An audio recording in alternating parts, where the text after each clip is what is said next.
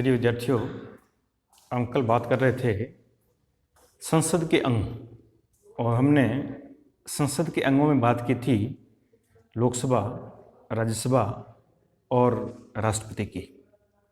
तो आज उसी टॉपिक को हम आगे बढ़ाएंगे और आज हम बात करेंगे कि लोकसभा क्या है, लोकसभा का गठन किस रूप में होता है, सदस्य कितने होते हैं, कार्यकाल कितना होता है, लोकसभा का पदाधिकारी कौन होता है और उनके क्या पावर हैं, उनकी हम बातें करेंगे। तो देखिए, सबसे पहले मैं बात कर रहा हूँ लोकसभा। और लोकसभा का संगठन और रचना की बात करूंगा मैं। देखिए, लोकसभा संसद का प्रथम सदन है, या ये कहते हैं लोकसभा संसद का निम्न सदन है, और लोकसभा संसद का लोकप्रिय सदन भी है। एक बार इसको समझना कि लोकसभा जो है ये संसद का प्रथम सदन है। एक बात तो ये कौन सा सदन है? प्रथम। दूसरी बात ये संसद का निम्न सदन है, और तीसरी खास बात ये संसद का लोकप्रिय सदन है। 3 फैक्ट इस लोकसभा के लिए है कि ये प्रथम सदन होता है लोकसभा संसद का, ये निम्न सदन होता है, और ये लोकप्रिय सदन होता है। ऐसा क्यों है, इसके पीछे क्या कारण है? देखिए, लोकसभा का जो चुनाव होता है, लोकसभा का चुनाव प्रत्यक्ष से मतदान द्वारा होता है, और आम जनता जिसकी उम्र 18 साल है वो लोकसभा के चुनाव में भाग लेता है, और इनके सदस्यों का निर्वाचन प्रत्यक्ष जनता द्वारा होने के कारण इसको लोकप्रिय सदन कहा जाता है। अब उसके बाद में बात करते हैं कि इनके सदस्यों की संख्या क्या रहती है, सदस्य कितने होते हैं। तो देखिए, सबसे पहले हम बात कर रहे हैं सदस्यों की संख्या। सदस्यों की संख्या, देखिए, लोकसभा संसद का प्रथम सदन और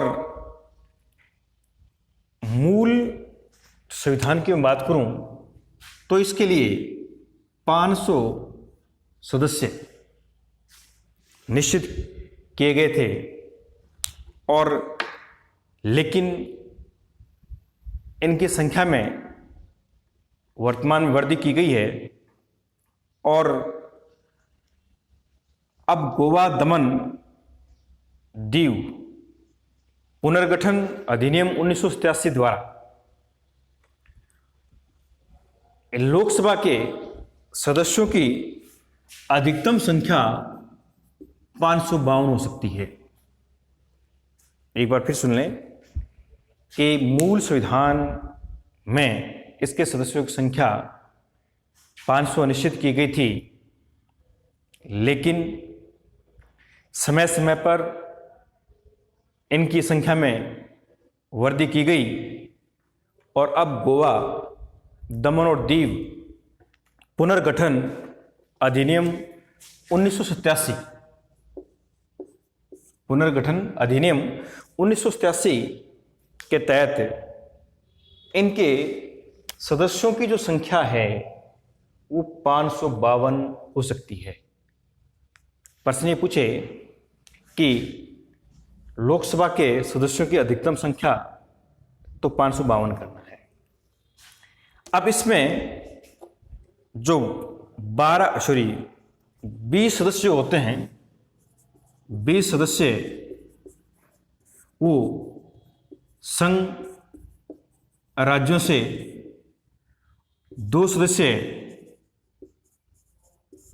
आंग्ल इंडियन या एंग्लो इंडियन समुदाय के, और इन 2 एंग्लो इंडियन समुदाय के सदस्यों को राष्ट्रपति मनोनयन करता है। 530 जो मेंबर हैं, 530 मेंबर राज्यों से निर्वाचित होकर आते हैं। एक बार फिर समझ लें कि 530 राज्यों से निर्वाचित, 20 संघ राज्यों से, केंद्र स्टेटों से, और 2 व्यक्तियों को राष्ट्रपति जो एंग्लो इंडियन हो उनका मनोनयन करता है लोकसभा के लिए। तो इस प्रकार 530, 20 और 2 कुल मिलाकर के 552 हो जाते हैं। तो ये इनके सदस्यों की संख्या का आंकड़ा है। उसके बाद में बात करते हैं इनका निर्वाचन कैसे होता है, चुनाव।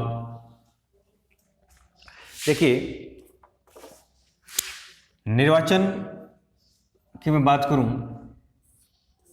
तो लोकसभा का जो चुनाव है प्रत्यक्ष मतदान द्वारा होता है, और प्रत्यक्ष रूप से जिसकी उम्र 18 वर्ष है, 18 वर्ष का वयस्क, वो लोकसभा के निर्वाचन में भाग ले सकता है, और जो प्रतिनिधि है उस प्रतिनिधि को अपने इच्छा अनुसार मतदान कर सकता है। निर्वाचन जो होता है वो 5 वर्ष के लिए होता है। लोकसभा का निर्वाचन 5 वर्ष के लिए होता है। अब उसके बाद में इनके जो सदस्य होते हैं, सदस्यों की योग्यता की बात करते हैं कि लोकसभा चुनाव में प्रतिनिधि उम्मीदवार बनने के लिए कौन कौन सी आवश्यक योग्यताएं होनी चाहिए, उनकी बात करते हैं। देखिए, सबसे पहले जो योग्यता है वो ये है कि जो व्यक्ति चुनाव में भाग ले रहा है, चुनाव लड़ना चाहता है प्रतिनिधि के रूप में, तो वह भारत का नागरिक हो, वह भारत का नागरिक हो। भारत का नागरिक होने का मतलब है कि किसी भी विदेशी को हम प्रतिनिधि बनने का अधिकार नहीं दे सकते। ये हमारे भारतीय संविधान की विशेषता है। और भारत का नागरिक हो, उम्र की बात करूं तो दूसरी विशेषता है कि उसकी आयु 25 वर्ष कम से कम आयु होनी चाहिए। यानी आयु सीमा जो है वो 25 वर्ष निर्धारित की गई है। इससे ऊपर कितना भी हो सकता है, लेकिन न्यूनतम आयु सीमा 25 वर्ष निर्धारित की गई है। दूसरा कि भारत सरकार के किसी भी लाभप्रद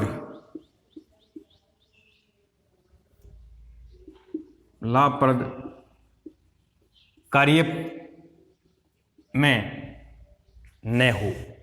ये कहते हैं कोई लाभ का पद उसने धारण न कर रखा हो। यानी भारत सरकार के किसी भी लाभप्रद कार्य या राज्य सरकार के किसी लाभ पद पर कार्यरत हो। न तो वो राज्य सरकार के किसी लाभ पद पर कार्यरत हो और न भारत सरकार के किसी लाभप्रद कार्य पर आसीन हो। इसके अलावा चौथा उसके लिए अनिवार्य योग्यता है वो है कि किसी न्यायालय द्वारा पागल या दिवालिया, न तो पागल होना चाहिए और न दिवालिया ग्रस्त होना चाहिए। तो ये कुछ योग्यताएं हैं, एक बार फिर सुन लीजिए योग्यता में, कि वह भारत का नागरिक हो, कम से कम 25 वर्ष उम्र हो, तीसरा कि भारत सरकार या राज्य सरकार द्वारा किसी भी लाभप्रद कार्य पर आसीन न हो, और लास्ट है कि किसी भी न्यायालय द्वारा उसको पागल या दिवालिया ने घोषित कर रखा हो। ये सारी योग्यताएं जरूरी हैं लोकसभा के प्रतिनिधि बनने के लिए। अब उसके बाद में बात करते हैं लोकसभा के कार्यकाल की।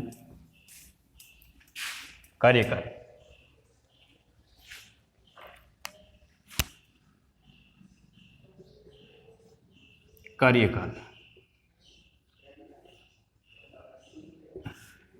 देखिए, लोकसभा का जो कार्यकाल होता है वो 5 वर्ष का होता है। कितने वर्ष का? 5 वर्ष का। लेकिन यह भी निश्चित नहीं है कि वो 5 वर्ष ही पूरा करे, कि अगर बहुमत सिद्ध कर दे और उसके बाद में जो लोकसभा के मेंबर हैं वो अपना बहुमत वापस खींच ले या समर्थन वापस ले ले, तो भी सरकार गिर सकती है और लोकसभा भंग हो सकती है। लेकिन इसमें भी एक सिस्टम रहता है कि कार्यकाल 5 वर्ष का है, लेकिन प्रधानमंत्री के परामर्श के आधार पर, प्रधानमंत्री क्योंकि लोकसभा में बहुमत दल का नेता होता है, और प्रधानमंत्री के परामर्श के आधार पर राष्ट्रपति द्वारा लोकसभा को समय से पूर्व भी भंग कर सकता है। लेकिन ऐसा पूरे शासनकाल की बात करूं आज़ादी से आज तक, तो ऐसा 9 बार हुआ है कि लोकसभा 5 वर्ष से पहले भी भंग हुई है। तो एक बार रिपीट कर रहा हूं कि कार्यकाल 5 वर्ष का होता है और प्रधानमंत्री के परामर्श के आधार पर राष्ट्रपति के द्वारा लोकसभा को समय से पूर्व भी भंग किया जा सकता है। और इस प्रकार आज तक देश में 9 बार ऐसा हुआ है कि वो 5 वर्ष पूरे न कर पाई और पहले ही लोकसभा भंग हो गई, और कई बार तो 13 दिन भी सरकार चली है। तो इस प्रकार कार्यकाल 5 वर्ष होता है। लेकिन आपको इस बात का पता है कि लोकसभा एक तरह से अस्थायी सदन है, कभी भी भंग हो सकता है, लेकिन फिर भी कार्यकाल के हिसाब से 5 वर्ष से संविधान द्वारा निश्चित किए गए हैं। उसके बाद में अधिवेशन की बात करते हैं। अधिवेशन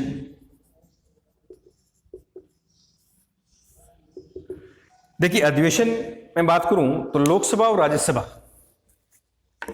के अधिवेशन राष्ट्रपति द्वारा बुलाए जाते हैं और स्थगित भी राष्ट्रपति द्वारा किए जाते हैं। इस संबंध में नियम और कानून कायदे राष्ट्रपति द्वारा निर्धारित होते हैं।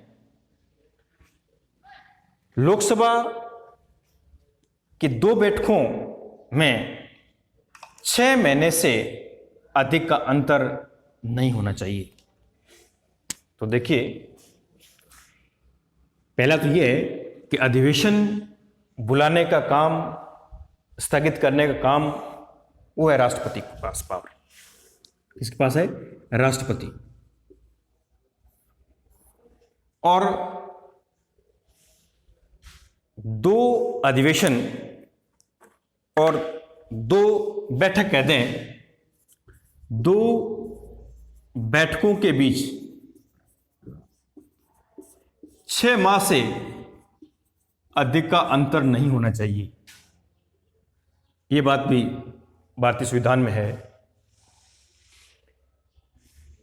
कि अधिवेशन बुलाने का काम, स्थगित करने का काम राष्ट्रपति का है और 6 महीने से अधिक 2 बैठकों के बीच होना नहीं चाहिए अंतर। अगर अंतर है तो भी ये एक अपने आप में गलत है। इसके बाद में लोकसभा के पदाधिकारी के रूप में हम बात करते हैं। लोकसभा अध्यक्ष जो होता है पदाधिकारी के रूप में, लोकसभा पदाधिकारी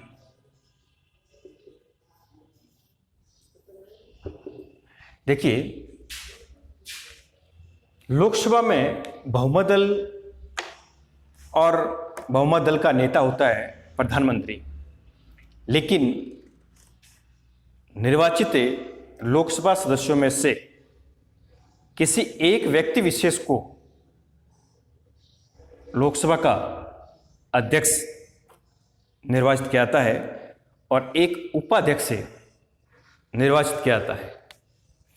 ये भारतीय संविधान का जो अनुच्छेद है वो अनुच्छेद है 79। भारतीय संविधान 93 भारतीय संविधान के अनुच्छेद 93, भारतीय संविधान के अनुच्छेद 93 के तहत लोकसभा के सदस्य अपने में से किसी एक व्यक्ति को अध्यक्ष निर्वाचित करते हैं और उसके बाद एक किसी को उपाध्यक्ष बना देते हैं। तो लोकसभा का जो पदाधिकारी होता है, जिसमें अध्यक्ष जो होता है वो लोकसभा का पदाधिकारी, और इसके अलावा एक उपाध्यक्ष भी लोकसभा में सदस्यों द्वारा ही उनका मनोनयन होता है। और ये बात भारतीय संविधान के अनुच्छेद 93 में लिखी गई है। अब उसके बाद में लोकसभा का जो अध्यक्ष सदस्यों ने बनाया, तो इनके कार्य क्या हैं? कार्य एवं शक्तियां, कौन कौन सी शक्तियां या पावर लोकसभा अध्यक्ष को दी गई है, उनकी बात कर लेते हैं। देखिए, लोकसभा अध्यक्ष सभी बैठकों की अध्यक्षता करता है। तो पहली बात यह है कि ये अध्यक्षता करता है। अधिवेशन होते हैं, बैठक होती हैं, बैठकों की अध्यक्षता लोकसभा अध्यक्ष करता है और शांति व्यवस्था बनाए रखना, अनुशासन बनाए रखना, यानी शांति और अनुशासन बनाने का काम भी लोकसभा अध्यक्ष को होता है। दूसरी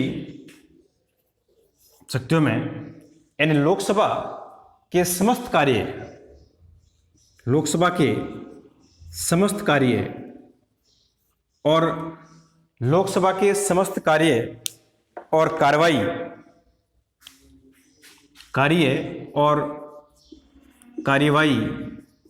वो अध्यक्ष द्वारा संचालित होती है।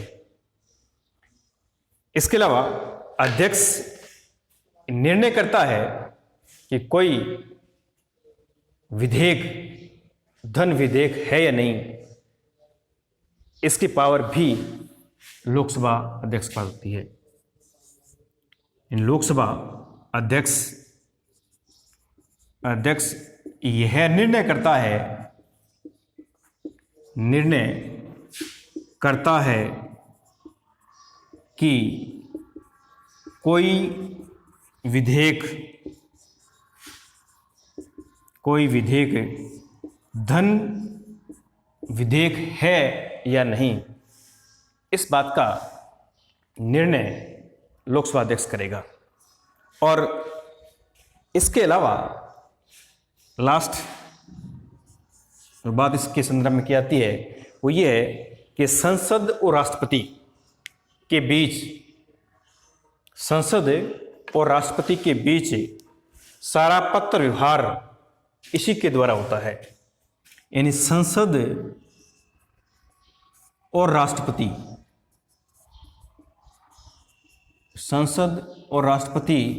के बीच पत्र व्यवहार का सारा कार्य वो लोकसभा अध्यक्ष द्वारा संचालित किया जाता है। इसका मतलब राष्ट्रपति और संसद को जोड़ने का काम भी लोकसभा अध्यक्ष द्वारा किया जाता है। तो ये था लोकसभा अध्यक्ष की पावर। एक बार फिर सुन लें कि बैठकों की अध्यक्षता करना, सदन में शांति और अनुशासन बनाए रखना, समस्त कार्यों का संचालन कार्रवाई करना। अध्यक्ष ये निर्णय भी करता है कि कोई विधेयक धन विधेयक है या नहीं, और इसके साथ साथ संसद और राष्ट्रपति के बीच जो पत्र व्यवहार होता है सारा पत्र व्यवहार भी लोकसभा अध्यक्ष द्वारा किया जाता है। तो ये था लोकसभा। और उसके बाद कल हम बात करेंगे जो उच्च सदन होता है, स्थायी सदन होता है राज्यसभा। तो आज हम इतनी बात करेंगे। धन्यवाद।